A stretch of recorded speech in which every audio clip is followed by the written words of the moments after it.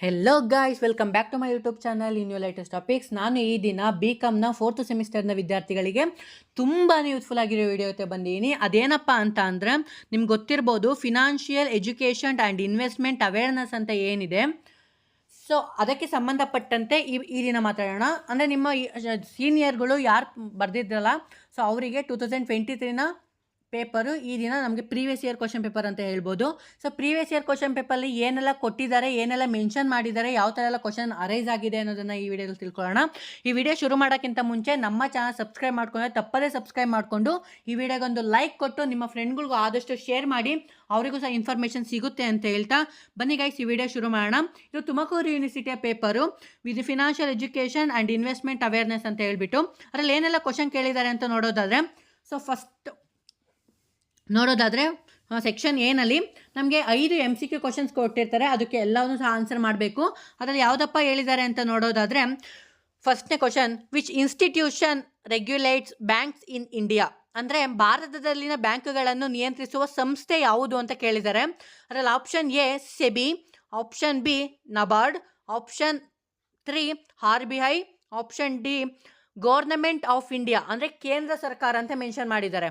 ಅಂದರೆ ಇಲ್ಲಿ ಹೇಳಿದರೆ ಕನ್ನಡ ಇಂಗ್ಲೀಷಲ್ಲಿ ಯಾವುದ್ರಲ್ಲಿ ಬೇಕಾದ್ರೂ ನೀವು ಅಟೆಂಡ್ ಮಾಡ್ಬೋದು, ಅದರಲ್ಲಿ ಏನೋ ನೆಸೆಸಿಟಿ ಇಲ್ಲ. ಬಟ್ ನಿಮಗೆ ಆದಷ್ಟು ಸ್ಕೋರ್ ಆಗಬೇಕು ಅಂದರೆ ಇಂಗ್ಲೀಷಲ್ಲೇ ಬರೀಬೇಕು.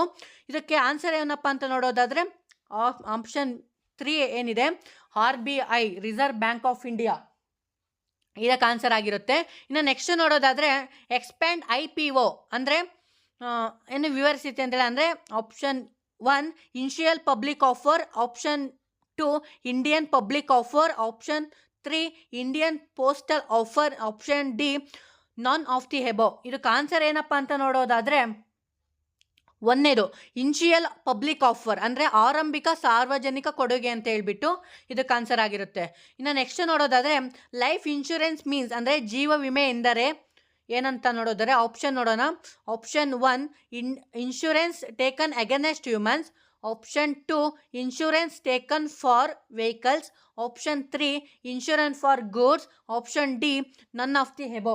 ಸೊ ಇದಕ್ಕೆ ಆನ್ಸರ್ ಅಂತ ನೋಡೋದಾದರೆ ಫಸ್ಟ್ ಒನ್ ಏನು ಬರುತ್ತಲ್ವಾ, ಇನ್ಶೂರೆನ್ಸ್ ಟೇಕನ್ ಅಗೇನೆಸ್ಟ್ ಹ್ಯೂಮನ್ ಅಂದರೆ ಮನುಷ್ಯರ ಜೀವನ ಕಾಪಾಡಲು ತೆಗೆದುಕೊಳ್ಳುವ ವಿಮೆ, ಇದಕ್ಕೆ ಆನ್ಸರ್ ಆಗಿರುತ್ತೆ. ಇನ್ನು ನೆಕ್ಸ್ಟ್ ನೋಡೋದಾದರೆ ವಾಟ್ ಈಸ್ IMPS ಅಂದರೆ IMPS ಎಂದರೇನು?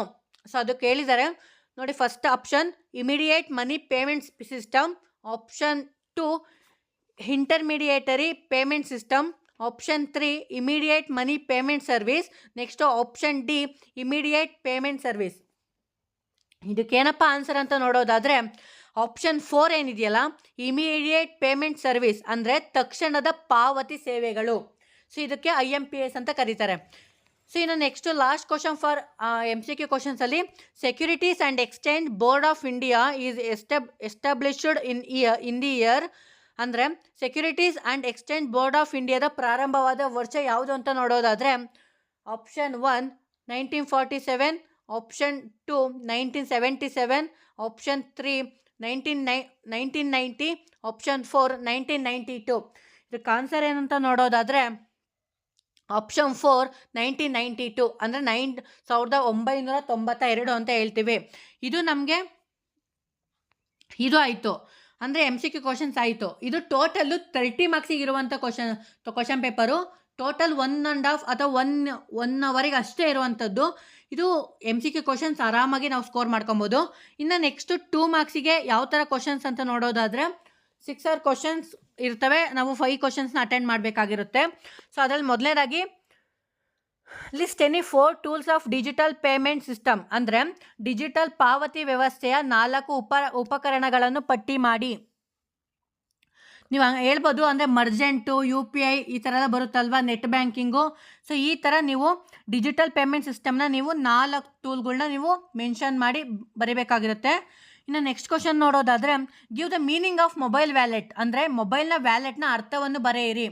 ಸೊ ಈ question. Next what do you mean by health insurance ಅಂದರೆ ಆರೋಗ್ಯ ವಿಮೆ ಎಂದರೇನು? ಆ ಥರನೂ ಸಹ ಕ್ವಶನ್ ಕೇಳ್ತಾರೆ. Next what is pension plan ಅಂದರೆ ಪಿಂಚಣಿ ಯೋಜನೆಗಳೆಂದರೇನು? ಸೊ ಇದು ಕ್ವಶನ್ಸು ಸಹ ಇರುವಂಥದ್ದು. So next important what is demat account. ಅಥವಾ ಅಂದರೆ ಡಿಮ್ಯಾಟ್ ಖಾತೆ ಎಂದರೇನು? ಓಕೆನಾ. ಇದನ್ನು ಯಾವ ಸಂದರ್ಭದಲ್ಲಿ ಉಪಯೋಗಿಸ್ತೀವಿ ಅಂತ ಅಂದರೆ, ನಾವು ಟ್ರೇಡ್ ಮಾಡ್ತೀವಲ್ಲ, ಅಥವಾ ಸ್ಟಾಕ್ ಮಾರ್ಕೆಟಿಗೆ ಅಮೌಂಟ್ ಹಾಕೋ ಸಂದರ್ಭದಲ್ಲಿ, ಅಥವಾ ಸ್ಟಾಕ್ ಮಾರ್ಕೆಟ್ನ ರನ್ ಮಾಡೋ ಸಂದರ್ಭದಲ್ಲಿ ನಾವು ಒಂದು ಡಿಮ್ಯಾಟ್ ಅಕೌಂಟ್ ಅಂತ ಓಪನ್ ಮಾಡಿಸ್ಕೊತೀವಲ್ಲ, ಅದು demat account.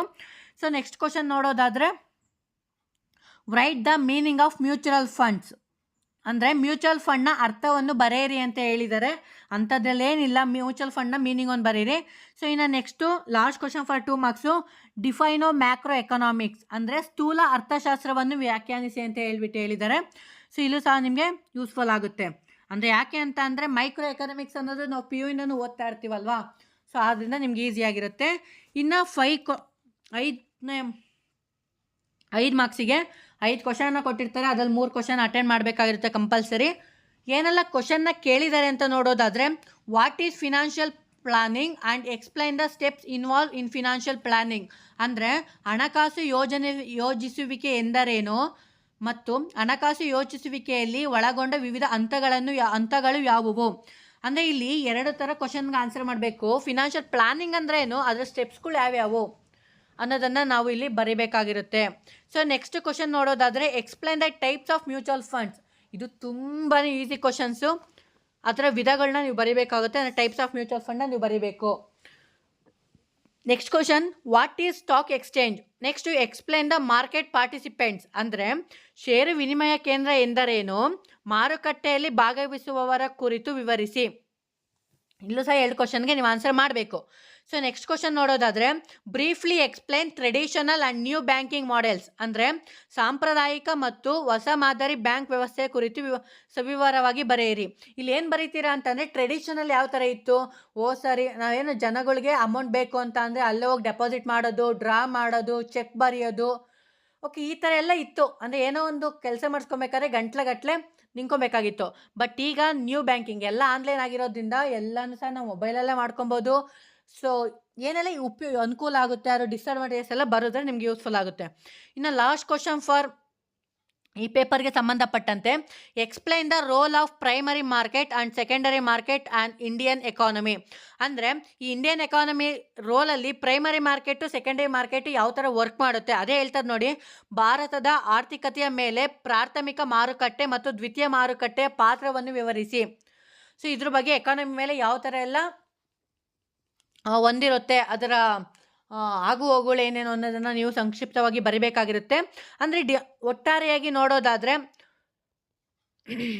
Financial education and investment awareness ಅಂತ ಹೇಳ್ಬಿಟ್ಟು ಪ್ರೀವಿಯಸ್ ಇಯರ್ ಕ್ವಶನ್ ಪೇಪರ್ ಆಗಿರೋದ್ರಿಂದ ನೀವು ಸ್ವಲ್ಪ ಒತ್ತು ಕೊಟ್ಟು ಓದ್ಕೊಳ್ಳಿ, ಎಲ್ಲೂ ಸ್ಕಿಪ್ ಮಾಡೋಕ್ಕೆ ಹೋಗಬೇಡಿ ಅಂತ ಹೇಳ್ತಾ, ನಿಮ್ಮ ಫ್ರೆಂಡ್ಗಳಿಗೂ ಆದಷ್ಟು ಶೇರ್ ಮಾಡಿ ಅಂತ ಹೇಳ್ತಾ, thank you guys, bye, see you, ಮತ್ತೊಂದು ವಿಡಿಯೋ ಸಿಗುವ.